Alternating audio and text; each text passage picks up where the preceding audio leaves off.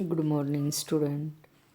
मागील व्हिडिओमध्ये आपण बहिरंग परीक्षण, त्याचा अर्थ, माहिती शोधणे, बहिरंग परीक्षणात विचारायचे प्रश्न याविषयी सविस्तर चर्चा केलेली आहे.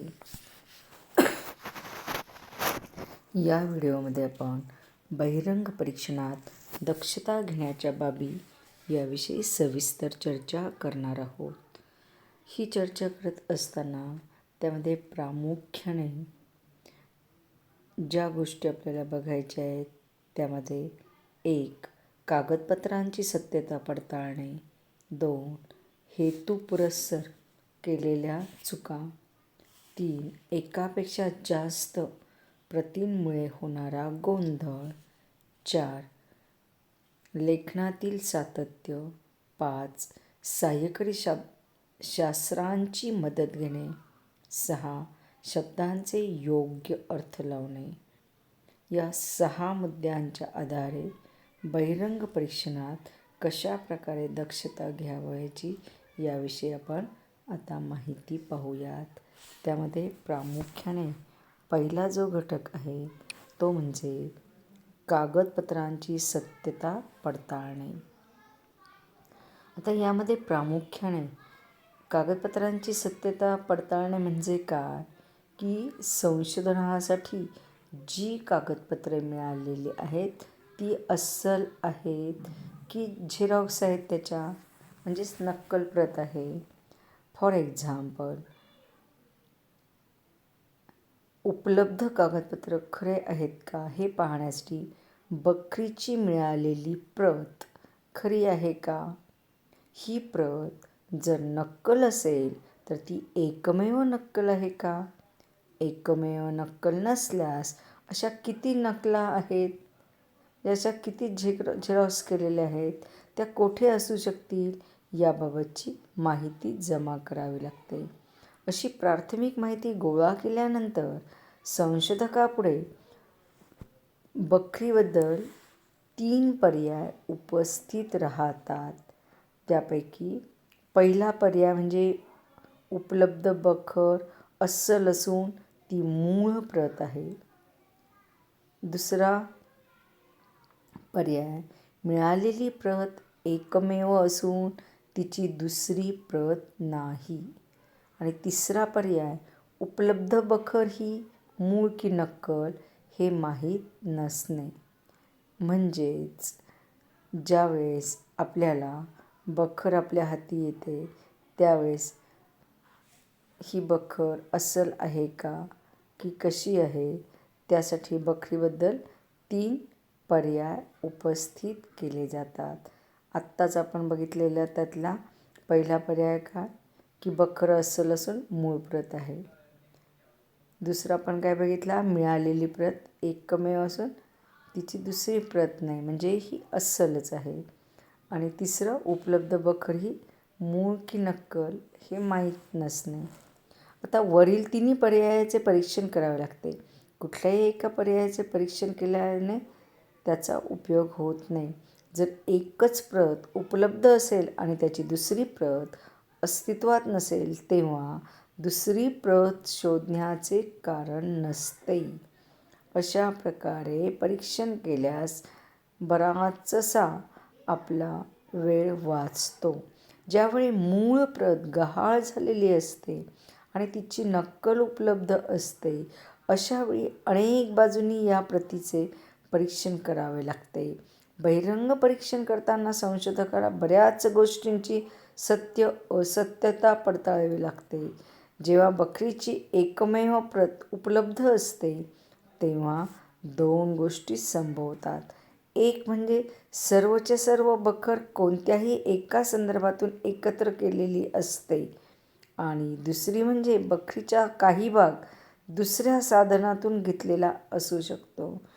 एकंदरीत कागदपत्रांची सत्यता पडताळणे यामध्ये उपलब्ध जी कागदपत्रे आहेत ती मूळ कागदपत्र आहेत की कशी, यासाठी आपण बखरीचं उदाहरण घेतलेलं आहे. तुम्ही त्या जागेवर दुसरं कुठलंही उदाहरण घेऊ शकता. ओके. आता दुसरं आपण बघणार आहोत हेतुपुरस्सर चुका. आता बघा, हेतुपुरस्सर चुका म्हणजे काय की बहिरंग परीक्षणात आपल्याला जी दक्षता घ्यायची आहे त्याचा दुसरा मुद्दा काय की हेतुपुरस्सर चुका. नक्कल करताना काही वेळा मुद्दाम चुकीची माहिती दिली जाते, तर कधीकधी काही वेळा नकळतपणे चुका होतात. म्हणजे चुकून आणि जाणून बुजून केलेल्या चुका, अशा 2 प्रकारच्या चुका होण्याची शक्यता असते. म्हणूनच संशोधकाने बारकाईने लक्ष ठेवून अशा चुका शोधाव्यात व बखरीची प्रत जास्तीत जास्त सुधारून घ्यावी. संशोधन करताना संशोधकाला बखरीमधील भाषेचे ज्ञान असावे.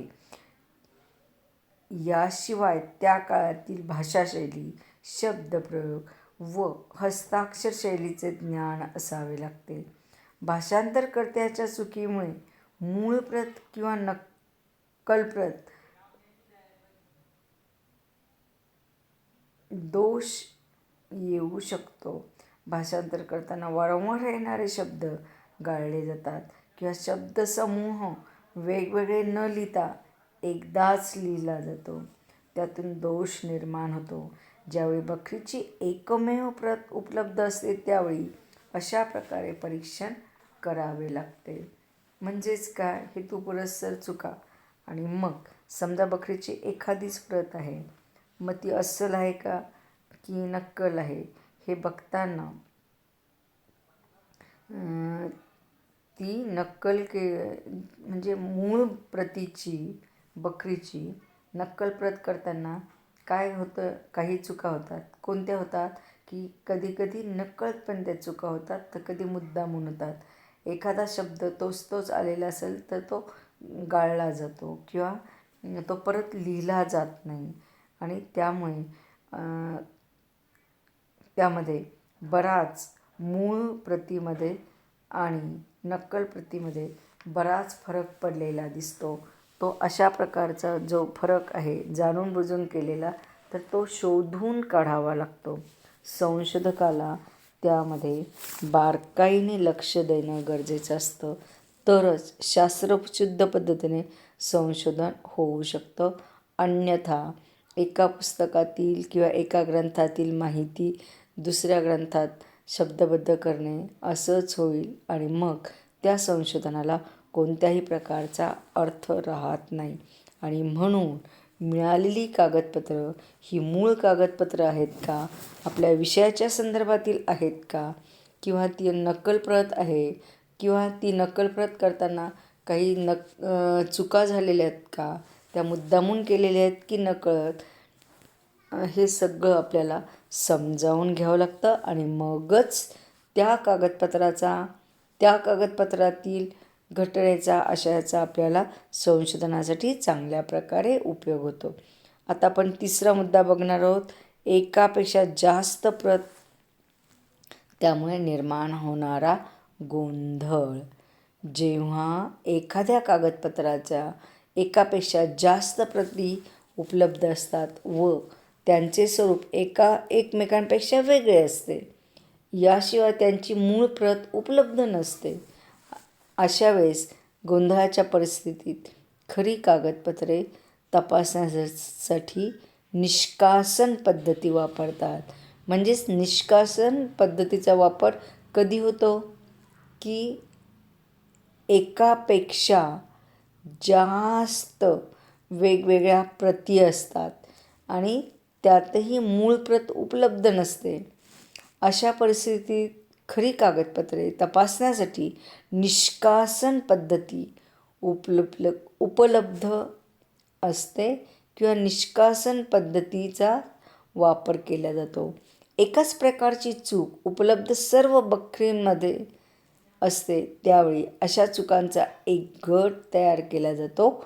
याशिवाय काही इतर चुका असल्या तरीही त्या सर्वच प्रतींमध्ये असतील असे नाही. एकच चूक ज्या प्रतींमध्ये आहे त्या प्रतींची हस्ताक्षराची शास्त्रीयदृष्ट्या तपासणी केली जाते. म्हणजेच काय तर जी मिळालेली प्रत आहे ती मूळ प्रत आहे का हे तपासले जाते आणि या तपासणीत काही गोष्टी पाहाव्या लागतात. त्या म्हणजे लेखकाची लेखनशैली, लेखनासाठी वापरलेल्या कागदाचा प्रकार, वापरलेली संक्षिप्त रूपे, याबरोबर उपलब्ध ऐतिहासिक साधनांमध्ये माहिती कुठे असू शकते, या सर्वच गोष्टींचा अभ्यास करून कागदपत्रांची सत्यता पाहिली जाते. 91 कलमी बखरीमध्ये 91 कलमे आहेत. मात्र याच बखरीच्या काही प्रतींमध्ये 96 कलमे आढळतात. 91 कलमी बखरीच्या एकूण 6 प्रती आहेत. ही बखर 1685 पूर्वीच लिहिलेली आहे असं म्हण. ही बखर शिवाजी महाराजांचा मंत्री दत्ताजी वाकणवीस यांनी लिहिलेली आहे. या बखरीची मूळ प्रत उपलब्ध नाही, त्यामुळे या प्रतीमधील मूळ प्रत कोणती हे ठरविण्यात अडचण येते. अशावेळी निष्कासन पद्धत वापरली जाते आणि त्यातून सत्य शोधण्याचा प्रयत्न केला जातो. म्हणजे एकापेक्षा जास्त प्रतींमुळे होणारा गोंधळ हा का गोंधळ निर्माण होतो. समजा आत्ताच आपण बखरीचं उदाहरण घेतलं की 91 कलमी बखर आणि मुळात ही बखर ओरिजिनल नाही आहे. दुसरी महत्त्वाची गोष्ट म्हणजे की या बखरीच्या ज्या काही 6 प्रती उपलब्ध आहेत, 6ही प्रतींमध्ये एकसारखेपणा दिसत नाही. आता आपण चौथा मुद्दा बघणार आहोत, लेखनातील सातत्य. आता लेखनातील सातत्य म्हणजे काय की बहिरंग परीक्षणामध्ये आपल्याला मिळालेली बखर ही अस्सल आहे का कसं हे बघताना ज्याने ती बखर लिहिलेली आहे त्याचं लेखनशास्त्र हेही अतिशय महत्त्वाचे असते. अनेक प्रतींमधून जेव्हा मूळ प्रतीच्या जवळ नेणारी प्रत प्राप्त झाल्यानंतर बहिरंग परीक्षणात आणखी एक महत्त्वाची बाब पाहावी लागते आणि ती म्हणजे लेखकाच्या लिखाणात कितपत सातत्य आहे. त्यानंतर संबंधित बखर किंवा कागदपत्रे ही त्याच काळातील आहेत का हे ठरवावे लागते. घटनांचा कालक्रम ठरविताना तीच घटना इतर साधनात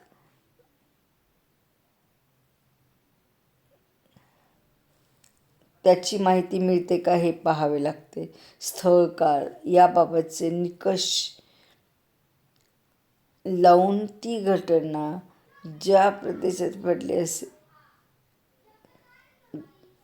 घडली त्या प्रदेशाची भौगोलिक माहिती व त्याविषयीच्या इतर गोष्टी प्रस्थापित कराव्या लागतात.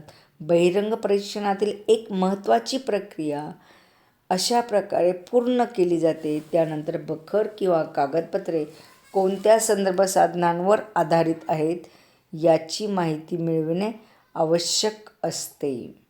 म्हणजेच मिळालेली बखरीची एकच जरी प्रत असली तरी ती बखर कोणत्या संदर्भ साधनांवर आधारित आहे त्यावरून त्या बखरीची सत्यता किंवा तिचा संशोधनासाठी उपयोग एक अस्सल साधन म्हणून करायचा की नाही ते ठरवले जाते. ओके, आता आपण बघायचं आहे सहाय्यकारी शास्त्रांची मदत. बहिरंग परीक्षणात कागदपत्रांची माहिती मिळविण्यासाठी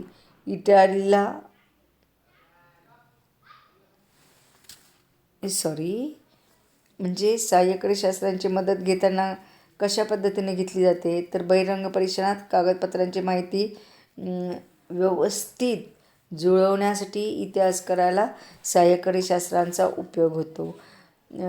तो महत्त्वाचा सहाय्यकारी शास्त्रांमध्ये म्हणजे जसं इतिहास आणि मराठी संबंध, किंवा इतिहास आणि अर्थशास्त्र, इतिहास आणि समाजशास्त्र या पद्धतीने. मग आता इतिहास आणि मराठी यामध्ये यांचा जो अनन्य संबंध आहे तो यासाठी आपल्याला इथे बघायचा आहे की एखादा जो लेखक असतो त्याची लिहिण्याची एक शैली असते. त्याचं हस्ताक्षर सगळ्या ठिकाणी ते सारखं पाहिजे. म्हणजे नेमकी बखर कोणी लिहिलेली आहे हे आपल्याला सहज लक्षात येते.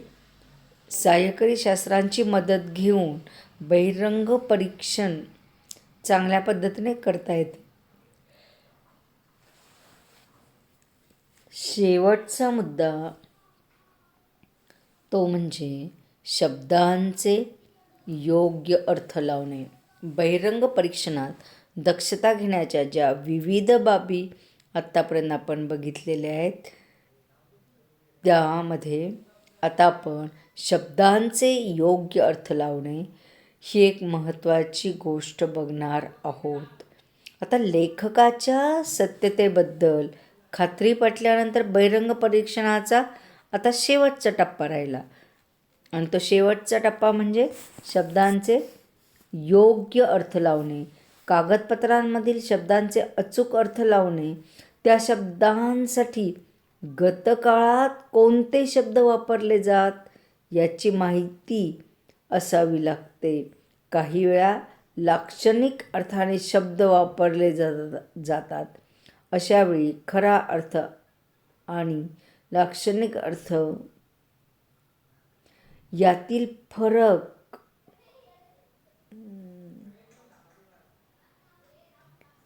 हा लक्षात घेणे गरजेचे असते.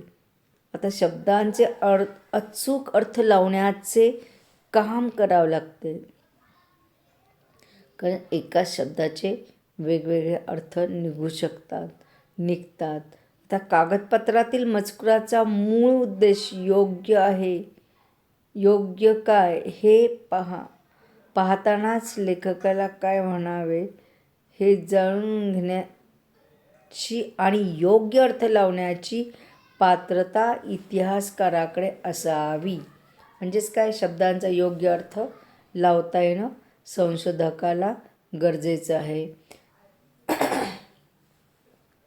आणि अशा पद्धतीने बहिरंग परीक्षणात दक्षता घेण्याच्या ज्या बाबी आहेत त्या एकूण 6 बाबी आहेत.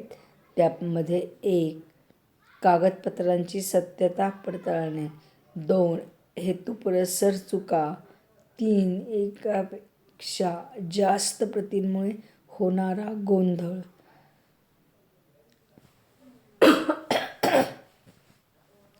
4 लेखनातील सातत्य आणि 5 विविध सहाय्यकारी शास्त्रांची मदत घेणे. 6 आणि शेवटची बाब म्हणजे शब्दांचे योग्य अर्थ लावणे. या पद्धतीने बहिरंग परीक्षण करताना आपल्याला काळजी घ्यावी लागते.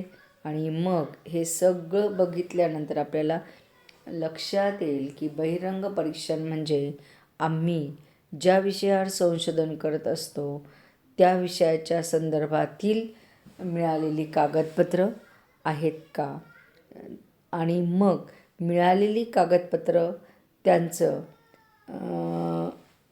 कागदपत्रांचं परीक्षण जे करायचं असतं मग त्या परीक्षणासाठी ज्या 2 पद्धती आहेत, अंतरंग परीक्षण, बहिरंग परीक्षण, त्यातील ही बहिरंग परीक्षण. बहिरंग परीक्षणात जरी आपल्याला मिळालेले कागदपत्रे अस्सल आहेत आणि म्हणून त्याचा आपण जरी उपयोग करून घेतला तरी अंतरंग परीक्षण झाल्याशिवाय कागदपत्रांचं परीक्षण ही प्रोसेस पूर्ण होत नाही. आता आपण इथे थांबूयात. धन्यवाद.